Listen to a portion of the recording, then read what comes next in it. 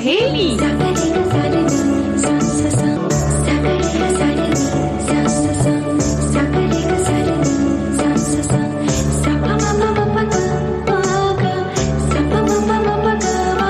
सखी सहेली।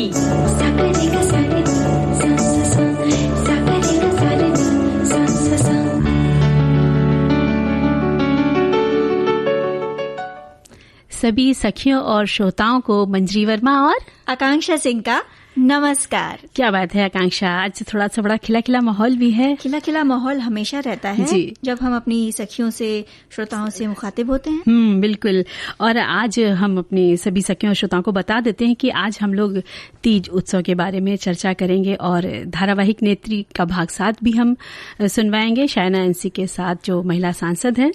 हाँ, और इसमें बता दें कि आज इस कार्यक्रम में धारावाहिक नेत्री के आज के इस भाग में हम सुनेंगे सांसद नवनीत कौर राणा के जीवन संघर्ष की कहानी। बिल्कुल। और इसके साथ ही ज्ञानपीठ पुरस्कार में हम कथाकार कहानीकार अमरकांत जी के बारे में बात करेंगे और साथ ही साथ एक ऐसे पात्र की हम चर्चा करने वाले हैं जो अनाज भंडारण में जिसकी मुख्य उपयोगिता रही है और खासकर गांव में ये बहुतायत उपयोग में लाया जाता है। बिल्कुल। और ये पात्र है डेहरी पात्र।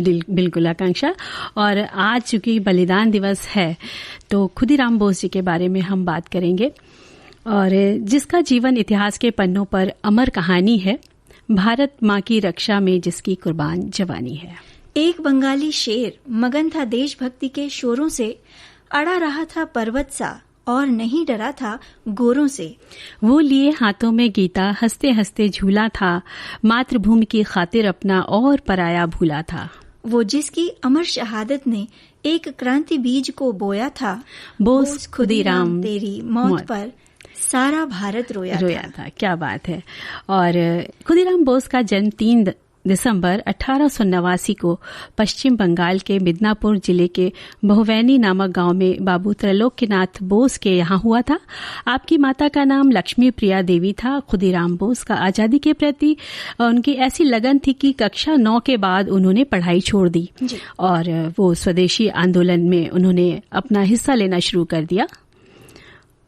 सन 1905 में उन्होंने बंग भंग आंदोलन में सक्रिय रूप से भाग लिया और सन 1906 में मिदनापुर में एक औद्योगिक और कृषि प्रदर्शनी लगी।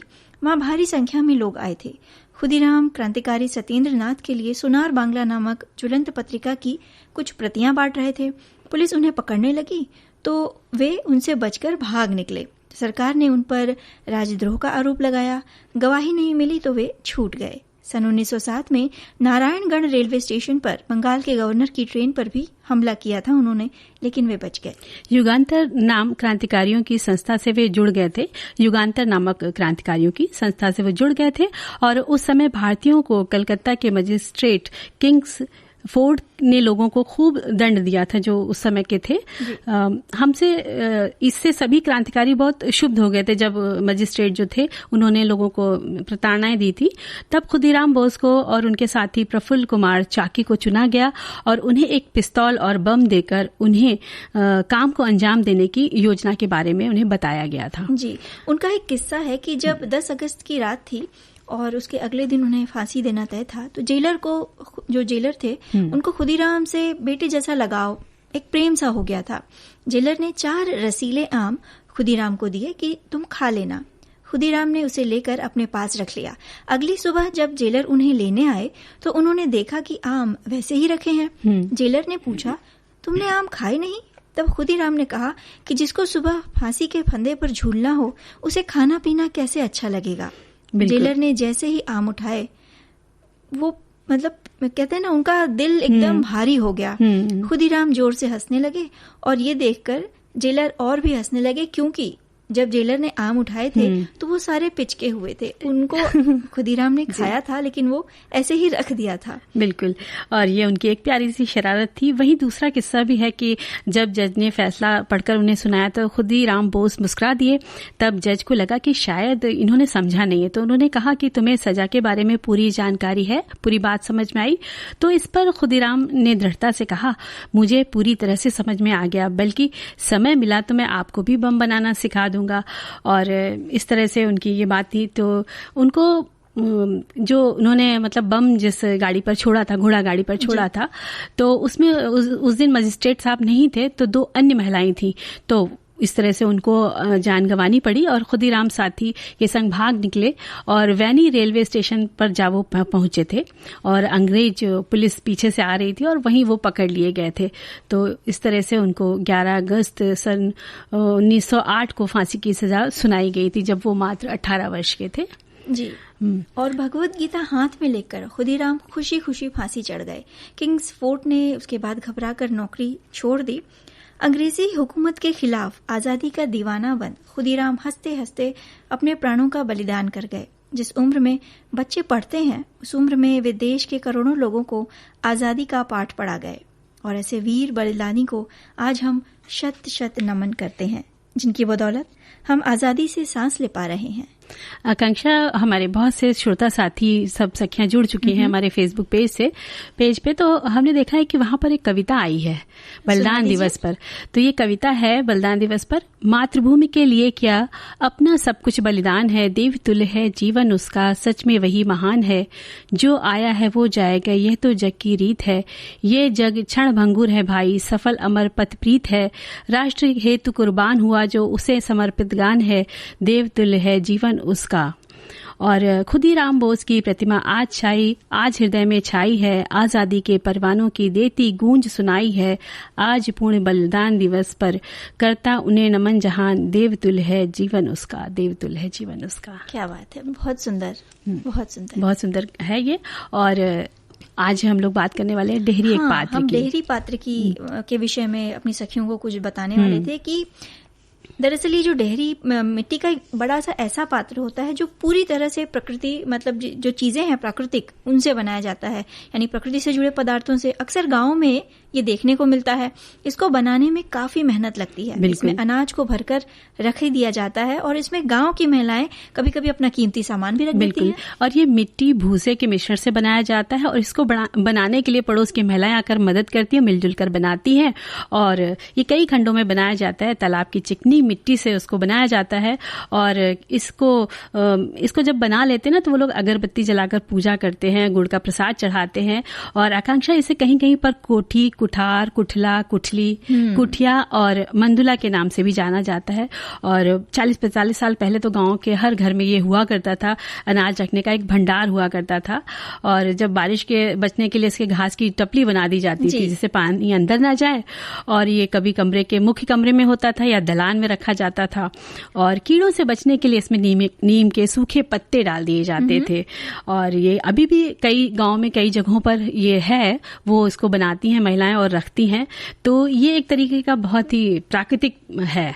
भले समय बदलने के साथ साथ ऐसे इस पात्र की जगह प्लास्टिक, लोहे या स्टील की जो टंकियां होती हैं उन्होंने ले ली, लेकिन फिर भी जो पुराने जमाने से जो हमारे बुजुर्ग जो इस्तेमाल किया करते थे उसकी बात ही कुछ और है। और अक्सर गांव में देखा, जब हम जाते थे तो ऐसे बड़े बड़े बड़े जो बर्तन होते थे ना, हम उन्हें हंडे कहा करते थे, बिल्कुल, जो मिट्टी के रहते थे। तो वो देखने को मिलते थे। बिल्कुल। और इसी तरह का ये मिट्टी का भी पात्र है, इतना बड़ा विशाल सा। गांव की तो कुछ बात ही निराली है ना। गांव की सोनी सोनी महक, हर ढंग अलग, हर रंग अलग। तो मंजरी, जो गांव की छटा होती है ना, वो बहुत निराली होती है। वो याद भी आ रही ना, क्योंकि जो हमने आज बात कर दी ना इसकी। और अब बता दें कि आज अभी हम अपनी सखियों श्रोताओं को सुनवाएंगे धारावाहिक नेत्री का 7वां भाग, जिसमें वो सुनेंगे शाइना एनसी के साथ महिला सांसद नवनीत कौर राणा के जीवन संघर्ष की कहानी। तो आइए सुनते हैं।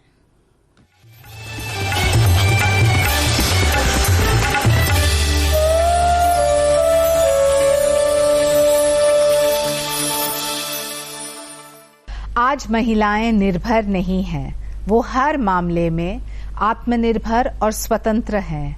आज के समय में महिलाओं और पुरुष को एक समान माना जाता है।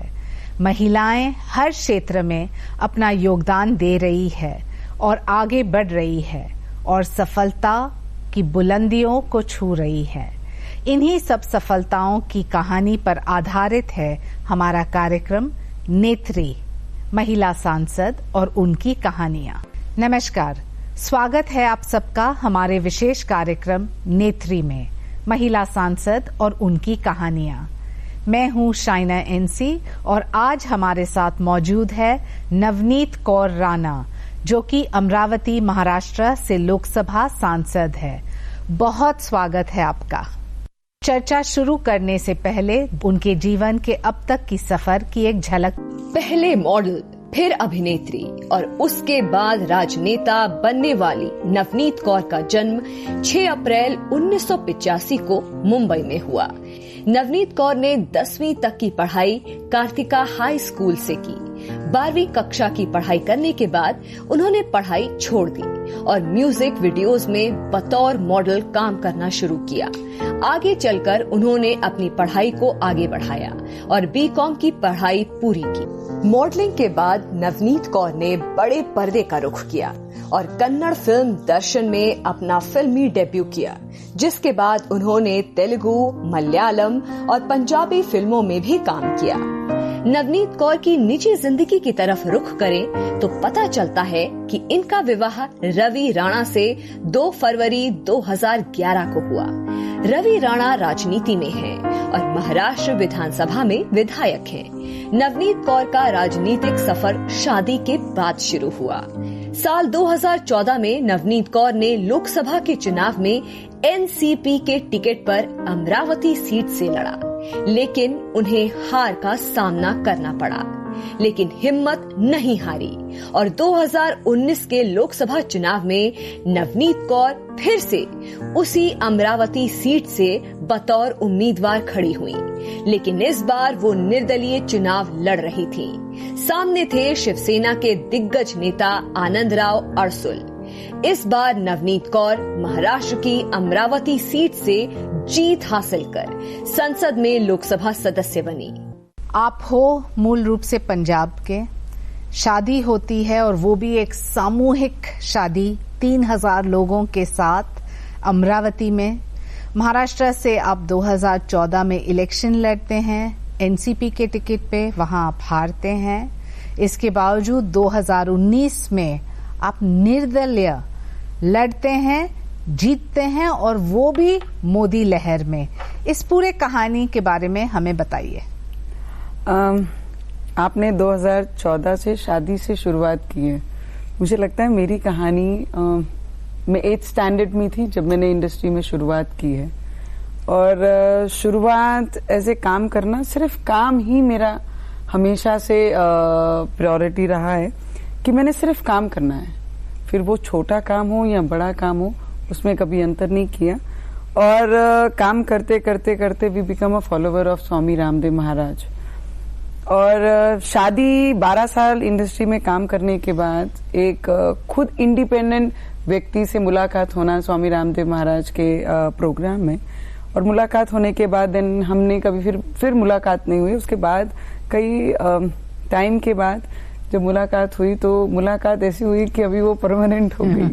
तो मुझे लगता है कि जब काम शुरुआत की, जब छोटे बचपन से जब इंडस्ट्री में आप काम करते हो तो आप खुद इतने मैच्योर हो जाते हो, क्योंकि मैंने बहुत जल्दी शादी की है मेरे अकॉर्डिंगली। बिकॉज एक इंडस्ट्री में काम करते करते आप 24 साल में 23 साल में शादी करते हो तो सब लोग एक प्रश्न चिन्ह भी लगाते हैं कि इतनी जल्दी काम क्यों छोड़ा, क्यों शादी की।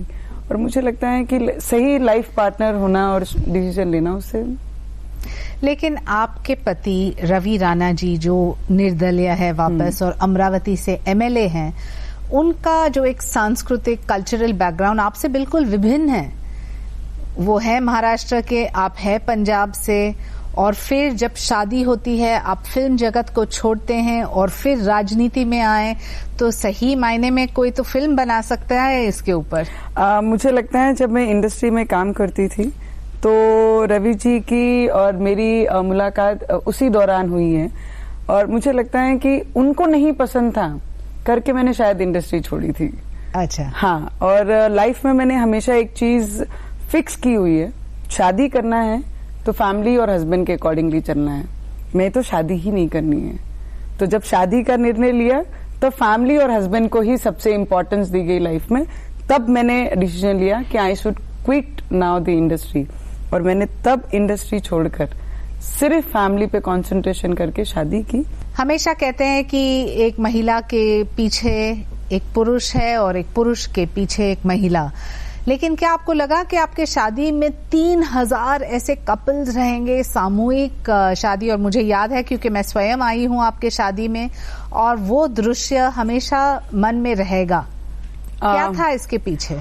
इसके पीछे ऐसा था कारण कि सामाजिक क्षेत्र में जिस तरीके से मेरी रुचि थी, क्योंकि जब इंडस्ट्री में काम करती थी तब भी मैं ऐसी कई विधवा महिलाओं को, ऐसे कई बच्चों को अपनी अर्निंग का 30-20% में उन्हें डोनेशन करती थी फॉर द स्टडीज, उनकी पढ़ाई के लिए, उनके जीवन के लिए, भविष्य के लिए। जब हम बैठे तो उस साल किसानों की आत्महत्या हमारे महाराष्ट्र में का उनका रेशियो जब हमने निकाला तो बहुत ज्यादा रेशियो सुसाइड की हमारे महाराष्ट्र में थी। तो तब हमने निर्णय लिया कि 7 स्टार में खर्चा करने से अच्छा जिन परिवारों की बच्चियों के लिए जो किसान कर्ज लेते हैं, लोन लेते हैं, फिर उनकी शादियां करते हैं, ऐसे बच्चों के साथ, ऐसे यंगस्टर्स, युवाओं के साथ, उनकी बेटियों को लेकर एक सामूहिक विवाह करने का निर्णय लिया। जब हमने शुरुआत इनिशियली की तो हमने टारगेट 1100 कपल्स का रखा था, पर वो करते करते जब पूरे महाराष्ट्र से, पूरे देश से सभी समाज के लोग के फॉर्म्स भरने आए, सब एक साथ आए, तो मुझे लगता है 3720 ऐसे कपल एक साथ आए जहां पे सभी धर्मों के लोग। तो उस तरीके से ये विचार हमारे में आया कि किसानों को कहीं ना कहीं हम इनडायरेक्टली मदद कर पाए और हम उनके साथ में एक परिवार जैसे एक मंडप में हम शादी कर पाए। 2019 में जब पूरे देश में मोदी लहर था, मोदी जी ने स्वयं पार्लियामेंट में आपकी प्रशंसा की और उन्होंने कहा कि आप कैसे जीत के आए राणा, तो कैसे जीत के आए? मैं जब उनसे मिली तो 2014 में भी मेरा पराभव का कारण भी मोदी जी ही थे क्योंकि उस वक्त भी जो प्रेम, जो सपोर्ट मेरे क्षेत्र के लोगों ने मुझे दिया था, पर एक वेव ऐसी पूरी देश में चल रही थी कि कुछ बदलाव चाहिए, कुछ नया चाहिए, नए विचार चाहिए, नए विजन चाहिए देश को। तो उस विजन में जब मैं कंटेस्ट कर रही थी तो मेरा पराभव मोदी जी के 8 मिनट के स्पीच और मेरा पराभव का कारण बन गया था। तो मुझे लगता है मैं बहुत हमेशा जीतती आई हूं लाइफ में, तो मुझे पराभव डाइजेस्ट करना भी बहुत मुश्किल हो रहा था। तो उसके बाद जब मैंने 5 साल, जब 2 महीने में घर से निकली नहीं, आई वॉज वेरी डिप्रेस, मैं बहुत ज्यादा डिप्रेस थी। मैंने रवि जी को कहा कि मेरे दिमाग में कुछ नहीं आ रहा है, I am not able to speak on the stage, I don't have that confidence, मेरे पास वो कॉन्फिडेंस नहीं आ पा रहा है कि मैं स्टेज में वापस जा पाऊंगी।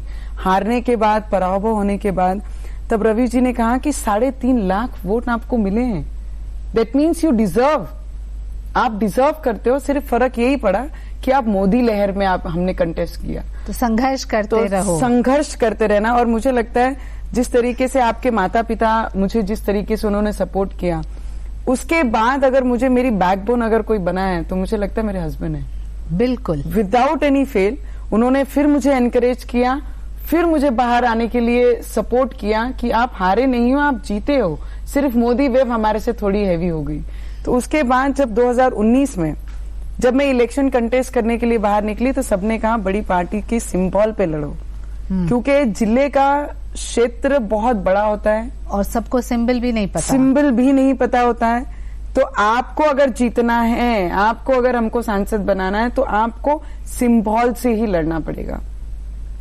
पर 2014 में मोदी जी की वेव थी, 2019 में सुनामी थी तो मेरे लिए बहुत बड़ा प्रश्न चिन्ह फिर लग गया था कि अब नहीं तो कभी नहीं।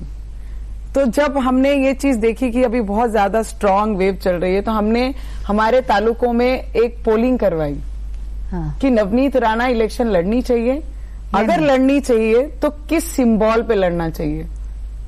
अच्छा, तो ये पहले हमने पोलिंग करवा ली, हमने कैंपेनिंग और पोलिंग पहले ही करवा ली थी इलेक्शन से। तो उसमें आया लड़िए तो इस पार्टी से लड़िए, नहीं तो आप निर्दलीय लड़िए। तो मेजॉरिटी हमारी निर्दलीय पे थी, तो हमने भी फिर वही लोगों के ही जो पोलिंग हुई उसी के अकॉर्डिंगली हमने निर्दलीय लड़े। सुना है कि आपने आपके पति को कहा कि मैं पार्लियामेंट नहीं जाऊंगी जब तक मैं संसद में स्वयं जीत के आऊं और सांसद के रूप में मेरा प्रवेश होगा। तो ये आपका जो सपना है वो सच आ गया। 100% मैं हमेशा से थोड़ी सी कॉन्फिडेंट रह के अपनी लाइफ में चलती हूँ। मैं बहुत ईमानदार हूँ, बहुत क्लियर सोच रख के लाइफ में आगे बढ़ती हूँ और मेहनती, तो बहुत ज्यादा मेहनती हूँ, डेडिकेटेड बहुत ज्यादा हूँ। और मैंने उनसे यही कहा था, क्योंकि 2014 के इलेक्शन हारने के बाद जब उन्होंने कहा कि हम अंदर जाएंगे, आई सेड जिस दिन मैं पहला स्टेप्स लूंगी तो मेरी जीत के बाद वो पहला स्टेप्स लूंगी और माथे को लगा के ये मंदिर में चढ़ूंगी। तो उसी दिन चढ़ूंगी जिस दिन मैं जीत के यहाँ पर आऊंगी। तब तक के लिए ये चीज मेरे से थोड़ी सी दूर रहे। जिस दिन मेरी हो जाएगी उस दिन मैं माथा टेक के, जैसे मंदिर को जाते हैं उसी तरीके से पवित्र स्थान में अंदर में प्रवेश लूंगी। तो वो सोच, वो डेडिकेशन शायद मेरे काम में आया और मैं आज एक एमपी के रूप में ये सदन में बैठती हूँ। जब आप सदन में पहली बार गए, कैसा महसूस हुआ? गर्व को छोड़ के क्या था आपका इमोशन? पूरे मन में एक अलग सा बटरफ्लाई जैसा था, क्योंकि मेरे पेरेंट्स, मेरे माता पिता, मेरे सास ससुर, मेरे बच्चे, रवि जी, सब गैलरी में बैठ के मेरी स्वेरिंग, मेरी शपथ विधि देख रहे थे। तो उस वक्त जब मैंने मुझे लगता है पेरेंट्स से भी ज्यादा मैंने सबसे पहले मेरे पति का चेहरा देखा।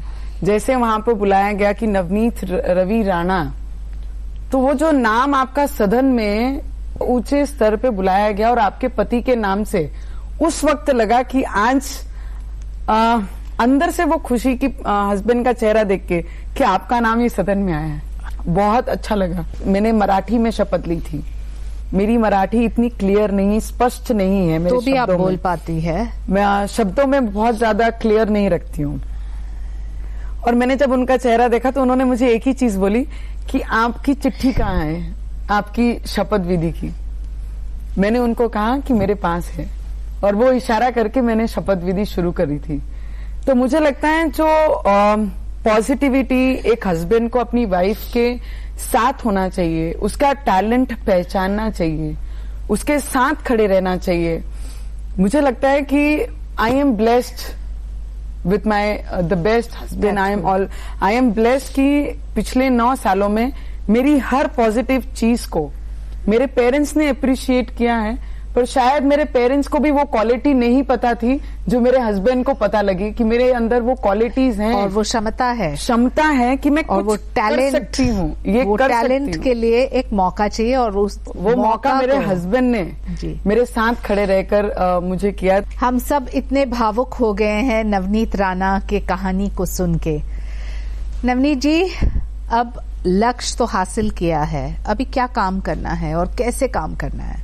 हमारी नसीब इतनी खराब रही है कि पूरे देश की नसीब खराब रही है कि मुझे काम करने का जो मौका था, फर्स्ट ईयर 2019 से 20 तक का जो सफर था मेरा, जो फर्स्ट ईयर मैंने इनिशियली शुरू किया, उसमें जो मैं काम कर पाई और जो मेरे मुद्दे से रख पाई वो सब मैंने किए। पर 2020 से अभी तक का जो सफर, 1 साल का, कोविड के कारण बहुत सारे विषय हमारे पीछे रह गए। जो मेरी सोच थी, क्योंकि मेरे क्षेत्र में एक ऐसा बड़ा पट्टा ट्राइबल का आता है जहां पे आज भी बच्चों को 7वीं तक ही शिक्षा मिलती है, और 7वीं तक भी शिक्षा मिलने के बाद जो टीचर्स वहां पे आते हैं वहां पे पढ़ाने के लिए, वो भी अपनी मर्जी से आते हैं। उन्हें आना है तो आएंगे, नहीं आना तो नहीं आएंगे। मतलब आज भी आदिवासी बच्चों को हम आदिवासी ही करके छोड़ दे रहे हैं।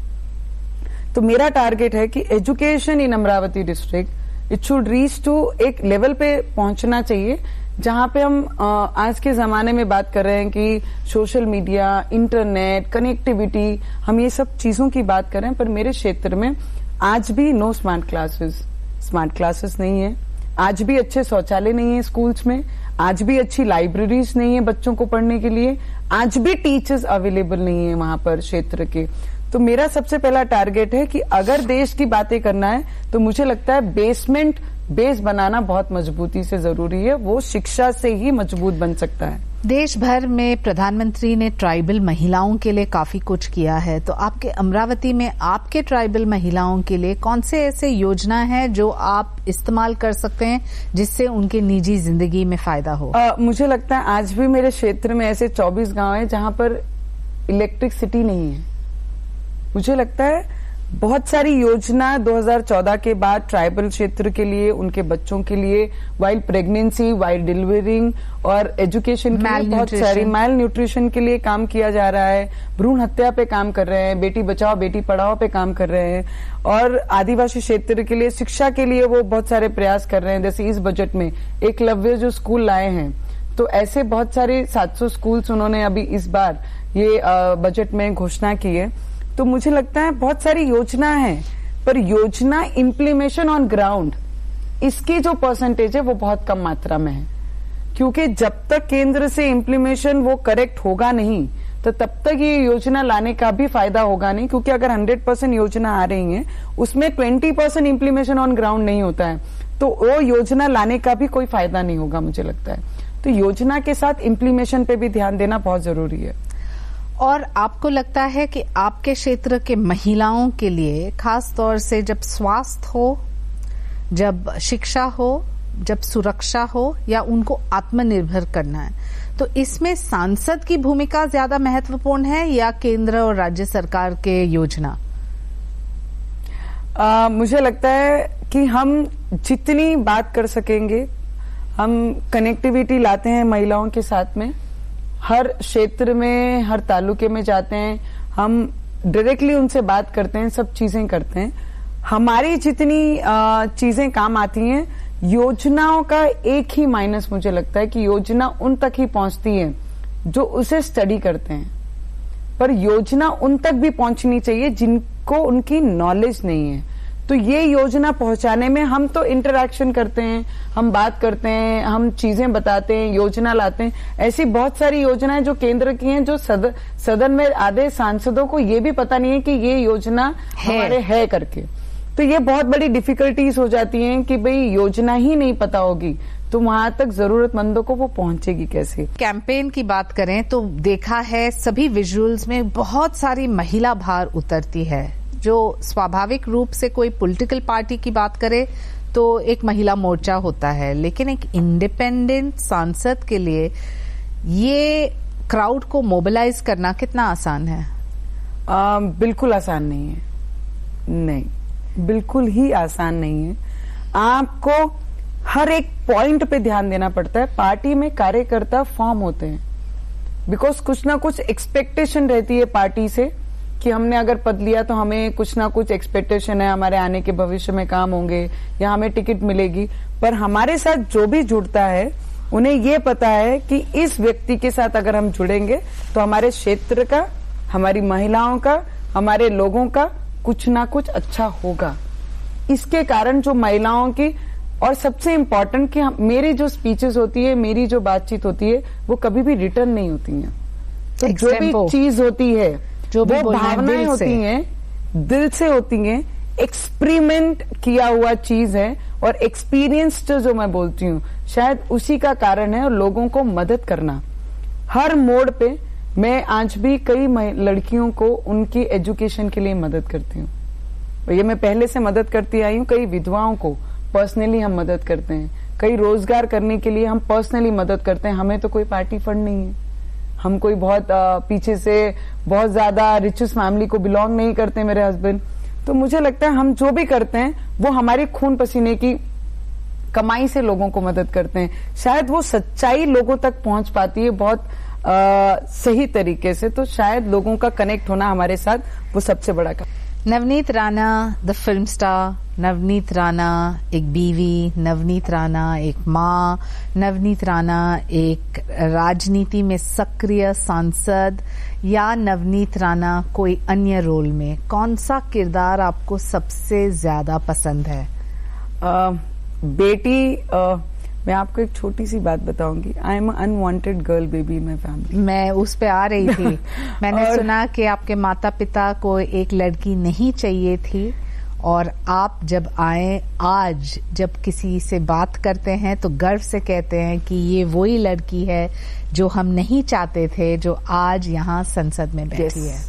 वो ऐसा था कि मेरे से बड़ी सिस्टर है हमारी, तो एक लड़की परिवार में, उस जमाने में परिवार में आ गई है, और दूसरी बेटी ना हो जाए वो डर के कारण हॉस्पिटल तक पहुंचे, तारीख भी ले ली, और जब हॉस्पिटल दूसरे दिन पहुंचे तो डॉक्टर का एक्सीडेंट हो गया था। वो एक छोटे मिसप्लेस से शायद नवनीत राणा आज नवनीत राणा करके लोगों के सामने है। तो मुझे लगता है कि एक अनवांटेड गर्ल चाइल्ड होना, और आज ही उतने गर्व से मेरे पेरेंट्स बोलते हैं ये हमारी बेटी है, ससुराल वाले बोलते हैं ये हमारी बहू है, पति बोलते हैं ये मेरी वाइफ है, बच्चे बोलते हैं ये हमारी माँ है। तो मुझे लगता है कि जो भी पेरेंट्स, आज भी ऐसी बहुत सारी फैमिलीज में देखती हूँ जो भ्रूण हत्या महिलाओं को, लड़कियों को जन्म नहीं लेने देते हैं, मैं उनको एक रिक्वेस्ट जरूर करूंगी कि महिलाएं बोझ होती हैं, ये ना मानते हुए महिलाएं स्वाभिमान होती हैं। ये जिस परिवार ने माना, तो शायद हम जैसी बहुत सारी लड़कियां हैं जो जन्म लेती हैं, हर परिवार को गर्व महसूस कराती हैं, उसमें से शायद मैं हूं ना। डॉक्टर उस दिन डॉक्टर का कुछ मिसप्लेस होता और शायद मैं नहीं होती तो नवनीत राणा आज गर्व महसूस नहीं करा पाती। शायद भगवान का हाथ था, बहुत बड़ा हाथ था। मेरी नानी तो आज भी बोलती है कि मेरे वजह से आज तुम बच्चे हो। तो मुझे लगता है ऐसे किसी ना किसी वजह से महिलाओं का जन्म होना बहुत जरूरी है। और जिस तरीके से आपने पूछा कि मैं कौन सा किरदार मुझे सबसे अच्छा लगता है, मुझे बेटी का भी किरदार उतना ही प्यारा है, क्योंकि माँ बाप को स्वाभिमान, गर्व महसूस कराना वो एक बेटी ही करा सकती है। शादी के बाद पति को एज ए पत्नी का गर्व महसूस कराना वो एक महिला ही कर सकती है। तो मुझे लगता है मैं हर किरदार उतने ही प्रेम से, उतने ही अच्छे तरीके से मेरी लाइफ में एंजॉय करती हूँ। जब माँ बाप के पास, पेरेंट्स के पास होती हूँ तो फुल मैं सिर्फ बेटी होती हूँ। जब पति के साथ होती हूँ तो एक जीवन साथी, उसी तरीके से डेडिकेटेड जीवन साथी होती हूँ। ससुराल में जब होती हूँ तो पूरी बहू का किरदार उसी तरीके से निभाती हूँ। और माँ, मुझे लगता है मैं सभी का कंपैरेटिवली की तो माँ का किरदार मुझे सबसे ज्यादा दिल से जुड़ा हुआ किरदार मेरे अगर कोई होगा तो माँ का किरदार। कितने बड़े हैं आपके बच्चे? छोटे हैं, छोटा वाला अभी 3.5-4 साल का है और बड़ी बेटी है मेरी और वो 8 साल की है। तो मुझे लगता है माँ का किरदार सबसे ज्यादा दिल से। क्या आपको ये अनुभव हुआ है, जो लोग आपको मिलते हैं बिना पूछे वो आपको सलाह पे सलाह देते हैं कि अरे आपके तो बच्चे हैं, आप क्यों राजनीति में इतना काम कर रहे हैं, बच्चे को संभालो। ये एक स्टीरियोटाइप माइंडसेट होता है जहां एक महिला जो सक्षम है और जिनके एम्बिशंस हैं उनको ऐसे नेगेटिव रूप में देखते हैं। वो वैसे बहुत कम लोग मेरे लाइफ में आए हैं जो मुझे बोलते हैं कि तुमने सिर्फ बच्चे देखना चाहिए या घर देखना चाहिए या सिर्फ माँ का किरदार निभाना चाहिए। और मैं बहुत पॉजिटिव फीमेल हूँ, मैं बहुत पॉजिटिव महिला हूँ। मैं नेगेटिव को छोड़कर सिर्फ पॉजिटिव पे ज्यादा ध्यान देती हूँ। अगर ऐसी कुछ आती हैं मैं सुन लेती हूँ। मेरे लाइफ में मैंने एजेंडा फिक्स किया, मैं सुनती सबका हूँ, करती मेरे हिसाब से या मेरा चलेगा या मेरे पति का चलेगा। ये दो चीजों की लाइन में कभी छोड़ती नहीं हूँ, सुनती हूँ। I don't disrespect any Elder people. मैं कभी भी किसी का डिसरिस्पेक्ट नहीं करती हूँ। मैं सुन लूंगी पर करूंगी वही जो मेरे दिल को भाएगा। तो ये कहना सही रहेगा कि you are here for the long stint and not the short screen. I can not say that. मैं ये नहीं बोल सकती कि मैं लॉन्ग तक रहूं कि नहीं रहूं, पर मैं आज हूं, आज ईमानदारी से काम करूंगी, डेडिकेशन से काम करूंगी। काम मुझे यहाँ तक लाया है तो काम जो ठहराएगा वो वहां तक ले जाएगा। अंत में नवनीत जी, क्या है आपका संदेश उन महिलाओं के लिए जो राजनीति में आना चाहते हैं, जिनके पास पति का सपोर्ट नहीं या पिता का सपोर्ट नहीं या फिर कोई पार्टी का सपोर्ट नहीं, लेकिन कुछ करना चाहते हैं समाज के लिए? मुझे लगता है कि पॉलिटिक्स में आना और कोई भी फील्ड में जाना, पहले तो आपको अपने परिवार को ही प्रूव करना पड़ेगा कि मैं इतनी टैलेंटेड हूं, मेरे अंदर इतना गुण है कि मैं ये काम, ये क्षेत्र में जाकर अच्छे कर सकती हूँ। पहले तो आपको अपने परिवार से ही संघर्ष करना पड़ेगा। और रही पॉलिटिक्स की बात, तो पॉलिटिक्स विदाउट फैमिली सपोर्ट थोड़ा सा ज्यादा डिफिकल्ट हो जाता है। अगर फिर भी आप करना चाहते हैं, मुझे लगता है परिवार भी बहुत इंपॉर्टेंट रखता है आपके करियर के साथ। पर अगर दोनों को कन्विंस, अगर आप अपने परिवार को ही कन्विंस नहीं कर पाते हैं आपके टैलेंट के लिए, तो शायद आप बाहर जाके लोगों को भी आपके प्रति कन्विंस नहीं कर पाएंगे। बहुत सारी चीजें प्रैक्टिकली आप बोलें मेहनत बहुत जरूरी है, डेडिकेशन, सच्चाई आपके साथ होनी बहुत जरूरी है, पर फाइनेंशियली सपोर्ट भी। हम इसे पीछे नहीं छोड़ सकते, जो सच है। अगर मैं काल्पनिक जीवन में, ड्रीम्स में आपको झूठी चीजें बोलूं तो शायद आप मेहनत करेंगे तो आप पॉलिटिक्स में पहुंच जाएंगे। अगर प्रैक्टिकली मैं आपको बताती हूं तो मेहनत करते करते आपको थोड़ी सी 10% अगर फाइनेंशियली सपोर्ट आपकी फैमिली करती है तो शायद आप वो लेवल पे पहुंच सकते हैं जो आपकी सोच है। बहुत बहुत धन्यवाद नवनीत जी। और मैं आपको कहना चाहती हूँ कि नेत्री में सबसे ज्यादा दिलचस्प कोई कहानी रहा है तो वो है आपका। आपको बहुत बहुत शुभकामनाएं। तो ये थी सांसद नवनीत कौर राणा, जो इस पीढ़ी को आगे बढ़ने के लिए प्रोत्साहित करती है और युवाओं में आत्मविश्वास बढ़ाती है। आज के कार्यक्रम में बस इतना ही। फिर मिलेंगे एक और महिला सांसद से और जानेंगे उनकी संघर्षों की कहानी। मुझे अनुमति दे। नमस्कार।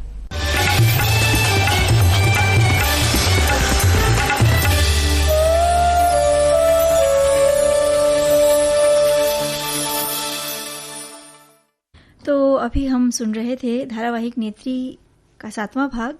शाइना एनसी के साथ बातचीत थी महिला सांसद नवनीत कौर राणा की जीवन संघर्ष की कहानी थी। बिल्कुल। और अब हम बात करेंगे ज्ञानपीठ पुरस्कार की। इसमें साहित्यकार कहानीकार अमरकांत जी के बारे में। अमरकांत को प्रेमचंद की परंपरा का कहानीकार माना जाता रहा है। सूखा पत्ता, आकाश, पक्षी, काले उजले दिन, सुन्नर पांडे की पतोहू, इन्हीं हथियारों से ग्राम सेविका, विदा की रात, लहरें, कटीली राह के फूल, पराई डाल का पंछी, जो कि बाद में सुखजीवी नाम से प्रकाशित हुआ, इन्हीं हथियारों से के लिए उन्हें साल 2007 में साहित्य अकादमी पुरस्कार मिला और साल 2009 में उन्हें ज्ञानपीठ पुरस्कार मिला उनकी साहित्य कहानियों के लिए, उपन्यास के लिए। अमरकांत जी का जन्म 1 जुलाई सन 1925 को उत्तर प्रदेश के बलिया जिले के नगरा कस्बे के पास भगमलपुर गांव में हुआ था और इलाहाबाद से उन्होंने बीए किया और साहित्य सृजन का मार्ग चुना। बलिया में पढ़ते समय उनका जुड़ाव स्वतंत्रता सेनानियों से भी हो गया। इस तरह वे सन 1942 के स्वतंत्रता आंदोलन से भी जुड़ गए। शुरू में वे गजलें और लोकगीत भी गाते थे। उनके साहित्य जीवन की शुरुआत एक पत्रकार के रूप में हुई। कई पत्र पत्रिकाओं का उन्होंने संपादन भी किया और वे बहुत अच्छी कहानियां लिखते थे आकांक्षा। और लेकिन उस दौर में कहानियों के प्रसिद्धि महारथी लेखक मोहन राकेश, कमलेश्वर और राजेंद्र यादव जी थे। तो अब अमरकांत जी को इंतजार करना पड़ा। कहानीकार के रूप में आपकी ख्याति सन 1955 में लिखी डिप्टी कलेक्ट्री से हुई थी और उसके बाद तो कई कहानी संग्रह जैसे जिंदगी और जोंक, देश के लोग, मौत का नगर, मित्र मिलन और साथ ही साथ कुहासा, तूफान, कला प्रेमी, इसके अलावा कई प्रतिनिधि कहानियां उन्होंने लिखी। एक धनी व्यक्ति का बयान, सुख और दुख के साथ, जांच और बच्चे और औरत का क्रोध, उनकी रचनाओं में और भी कई रचनाएं शामिल हैं। और आकांक्षा, उनकी कहानियों में मध्यम वर्गीय जीवन की झलक मिलती थी और वे भाषा की सृजनात्मकता के प्रति सचेत थे। अपनी रचनाओं में अमरकांत व्यंग खूब प्रयोग करते थे और उनकी कहानियों में उपमा के भी अनूठे प्रयोग होते थे आकांक्षा। जैसे वो लंगर की तरह कूद पड़ा, वो लंगूर की तरह कूद पड़ता, बहस में वो इस तरह भाग लेने लगा जैसे भादों की अंधेरी रात में कुत्ते भौंकते हैं, लक्ष्मी का मुंह हमेशा एक कुल्हड़ की तरह फूला रहता है। यानी उपमा कहीं ना कहीं वो देते थे। इस तरह की उपमाएं उन्होंने अपनी रचनाओं में उन्होंने दी। जी, उनका एक उपनाम था श्रीराम लाल, लेकिन अधिकतर अमरकांत ही अमरकांत नाम ही प्रचलित रहा। और वे इतने संकोची थे कि एक बार उनके परिवार पर मुसीबतों के बादल घिर आए। पत्नी मरणासन्न अवस्था में थी, पैसे थे नहीं और रॉयल्टी मांगी उन्होंने तो वो मिली नहीं, बच्चे छोटे थे, तो करें तो क्या करें। किस तरह उन्होंने उस स्थिति में खुद को बेसहारा पाया होगा और सब कुछ उन्होंने चुपचाप झेला। इसके बाद सन 1954 के आसपास उन्हें दिल की बीमारी ने पकड़ लिया।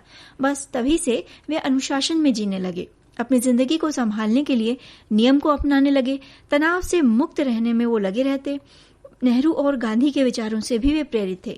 17 फरवरी सन 2014 को उनका देहांत इलाहाबाद में हो गया। और उन्होंने आकांक्षा बच्चों के लिए भी बहुत सारी कहानियां लिखी, जिसमें है नेऊर भाई, वानर सेना, खूंटा में दाल है, सुग्गी चाची का गांव, दो हिम्मती बच्चे और कुछ संस्मरण भी हैं उनके, कुछ यादें, कुछ बातें, दोस्ती, ये उनके संस्मरण हैं। जी, जहां उन्हें सन 2009 में ज्ञानपीठ पुरस्कार मिला, उसी वर्ष व्यास सम्मान भी प्राप्त हुआ। सोवियत लैंड नेहरू पुरस्कार, साथ ही साथ उत्तर प्रदेश हिंदी संस्थान पुरस्कार, इसके अलावा मैथिली शरण गुप्त पुरस्कार, यशपाल पुरस्कार, जन संस्कृति सम्मान और अमरकांत जी ने साल 1948 में आगरा के दैनिक पत्र सैनिक के संपादकीय विभाग में नौकरी के साथ पत्रकारिता के सफर की भी शुरुआत की थी। और आकांक्षा, उनकी जो डिप्टी कलेक्ट्री एक कहानी जिससे उन्हें ख्याति मिली, तो उसके कुछ अंश हैं जो हम अपने श्रोता सखियों और सखाओं को सुनाना चाहेंगे कि शकलदीप बाबू कहीं 1 घंटे के बाद लौटे।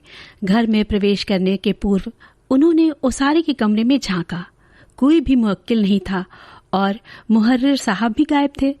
वो भीतर चले गए और अपने कमरे के सामने ओसारे में खड़े होकर बंदर की भांति आंखें मलका मलका कर उन्होंने रसोई घर की ओर देखा। उनकी पत्नी जमुना चौकी के पास बैठी ओंठ पर ओंठ दबाए मुंह फुलाए तरकारी काट रही थी। वो मंद मंद मुस्कुराते हुए अपनी पत्नी के पास चले गए। उनके मुख पर असाधारण संतोष, विश्वास एवं उत्साह का भाव अंकित था। एक घंटे पूर्व ऐसी बात नहीं थी। ये जो बात है इस प्रकार आरंभ हुई। शकलदीप बाबू सवेरे दातोन कुल्ला करने के बाद अपने कमरे में बैठे ही थे कि जमुना ने एक तश्तरी में 2 जलेबियां नाश्ते के लिए सामने रख दी। वो बिना कुछ बोले जलपान करने लगे। जमुना पहले तो 1 आध मिनट चुप रही, फिर पति की ओर मुख की और उड़ती नजर से देखने के बाद उसने बात छेड़ी। 2-3 दिन से बबुआ बहुत उदास रहते हैं क्या? सिर उठाकर शकलदीप बाबू ने पूछा। क्या? और उनकी भौवें तन गई। जमुना ने व्यर्थ में मुस्कुराते हुए कहा, कल बोले इस साल डिप्टी कलेक्ट्री की बहुत सी जगह हैं, पर बाबूजी से कहते डर लगता है। कह रहे थे 2-4 दिन में फीस भेजने की तारीख बीत जाएगी। शकलदीप बाबू का बड़ा लड़का नारायण घर में बबुआ के नाम से ही पुकारा जाता था। उम्र उसकी लगभग 24 वर्ष थी।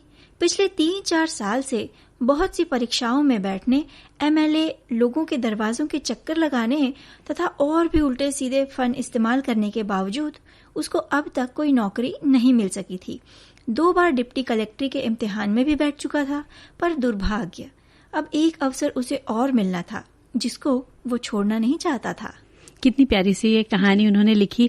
और होता यही है ना आकांक्षा, घरों में कि बच्चे मन की बात नहीं कह पाते हैं तो उनकी माँ उनकी बात उस तक पहुंचाती है। और अमरकांत मनोरमा के पत्रिका के संपादक भी रहे और आपकी कहानियां मन की गहराई को कहीं ना कहीं छू लेती हैं। और एक लेखक की यही विशेषता होती है कि उसके लेखन में जो महकती है उसकी विशेषता हम जो पढ़ते हैं, है ना, जो शब्द रहते हैं वो दिल गहरे तक उतर जाते हैं। बिल्कुल मंजरी, आज हरियाली तीज का उत्सव भी है, त्योहार बिल्कुल है। और हमारी सखियां खूब सजी धजी श्रृंगार करके और पूजा की पूरी तैयारी कर रही होंगी। शाम को पूजा करते हैं ना वो लोग। बिल्कुल भाई, हमारी संस्कृति कहती है कि जब उत्सव हो, त्योहार का मौका हो तो सजने से चूकना नहीं चाहिए। बिल्कुल नहीं चूकना चाहिए, पूरे श्रृंगार करना चाहिए। हमारी कुछ सखियों ने हमें कुछ कमेंट्स लिखे हैं। एक सखी लिखती हैं कि आज उनके यहाँ श्रावणी तीज का त्योहार मनाया जा रहा है। कल सिंजरा था, यानी बीते हुए कल था सिंजरा। सभी ने मेहंदी लगाई थी और आज तीज है तो सभी ने लहरिये की साड़ी पहनी है। क्या बात है। वैसे तो हम पूरे सावन लहरिये की साड़ी पहनते हैं, लेकिन आज खासकर वर्क वाला लहरिया पहना जाता है और घेवर और साथ ही साथ अन्य कई पकवान बनते हैं। और खास बात यह है उनके लिए कि उनकी बेटी भी आई है इस समय घर पर तीज के उत्सव पर। तो जब बेटियां आती है घर तो रौनक लग जाती है ना, त्योहार होता है उसका उत्साह जो आनंद होता है वो दुगना हो जाता है। बिल्कुल। और आकांक्षा, एक हमारी सखी ने और कविता लिखकर भेजी है कि आसमां पे भोर की दुल्हन यूं सज के आई है, आज दिन उगा है यह सूरज के घर सगाई है, झरनों का संगीत सजा हरियाली की छटा छाई है, सावन की नवयौवना ऋतु ने ली मादक अंगड़ाई है, बरखा की फुहारों से मन में क्या खूब खुमारी छाई है, बहकी पुरवाई ने झूम कर फिर लट छिटकाई है, सिंजारे ने सुहागन के दिल में मिलन की वीणा बजाई है, कंगना मेहंदी धानी चूनर ले सजने की ऋतु आई है, शिव रंगे फिर गौरा रंग में आशीष से रिमझिम लड़ी लगाई है, सब सखियों संग घूमर डाले घेवर की महक सजाई है। कितनी प्यारी ये कविता लिखकर भेजी है। और मंजरी, ये जो हरियाली तीज का त्योहार है सावन माह के शुक्ल पक्ष के तृतीया तृतीया तिथि को मनाया जाता है। नागपंचमी से 2 दिन पूर्व ये व्रत उत्सव होता है, यानी आज से 2 दिन बाद होगी नागपंचमी। तो जो सुहागन महिलाएं होती हैं वो अखंड सौभाग्य के लिए और जो कुंवारी युवतियां अपने मनचाहे वर प्राप्ति के लिए ये उपवास और पूजन करती हैं। वहीं पौराणिक मान्यताओं के अनुसार इस तिथि को ही भगवान शिव और माता पार्वती का दोबारा मिलन हुआ था। तो आज सखियां हरियाली तीज की पूजा खूब धूमधाम से कर रही होंगी। बिल्कुल, और इस समय पूजा में बहुत सारी चीजें चढ़ाई जाती हैं और जो गौरा और शंकर जी की और गणेश जी की मूर्ति बनाई जाती है वो ऐसा है कि काली मिट्टी से उसको बनाया जाता है और चौकी पर पीला वस्त्र बिछा करके उनकी पूजा की जाती है। साथ में बहुत सारी सामग्री भी होती है, बेलपत्र है, धतूरा है, भांग है और जनेऊ की एक जोड़ी है, केले के पत्ते, आम के पत्ते, ये सब होते ही है। और साथ में सुहाग का जो सामान होता है, बिंदी, सिंदूर, महावर, ये सब चीजें जो होती हैं, मेहंदी है ना, ये सब चीजें भी चढ़ाई जाती हैं। दूध, दही और शहद, मेवे होते हैं और चंदन होता है, बहुत सारी चीजें होती है। बिल्कुल, तो वही त्योहार मनाने का और पूजन विधि का मतलब हर चीज का एक तरीका होता है। तो हमारी सखियां भी वो कर रही होंगी। तो मंजरी, जब ये जो त्योहार होते हैं और ऐसे समय में जब सखियां एक दूसरे से मिलती हैं तो वो जो आनंद होता है ना वो दुगना हो जाता है, बढ़ जाता है। आकांक्षा, मुझे तो अपने बचपन का झूला याद आ गया। मैं कहने ही वाली झूला झूलने का जो आनंद है वो सावन में जब सखियां एक दूसरे से मिलती हैं, नई पुरानी सारी बातें होती हैं। जब अपनी पुरानी सखियों से कई समय बाद मिलते हैं और साथ साथ जब झूले का आनंद लेते हैं तब तो पूछो मत। हम तो सोच रहे हैं जा करके लहरिया साड़ी पहनेंगे, बढ़िया झूले वूले पे झूलेंगे जाके। बिल्कुल, आप जो भी करना चाहिए मतलब आप करिएगा, ऐसा नहीं। आपको भी लेके चले ना संग में। हाँ, त्योहार है, व्रत मतलब उत्सव है, तो सखियों को साथ तो रहना ही चाहिए ना। बिल्कुल, इससे आकांक्षा चलेंगे। लेकिन फिलहाल हमें तो अभी ये बताना है ना, हम ये कहेंगे कि सखी सहेली कार्यक्रम का समय जो है वो हो चुका है समाप्त, मतलब समाप्ति की ओर है। तो इस कार्यक्रम से अभी तो हमें लेनी होगी विदा, लेकिन हम फिर मिलेंगे पक्का। तो सभी को आकांक्षा सिंह और मंजरी वर्मा का नमस्कार।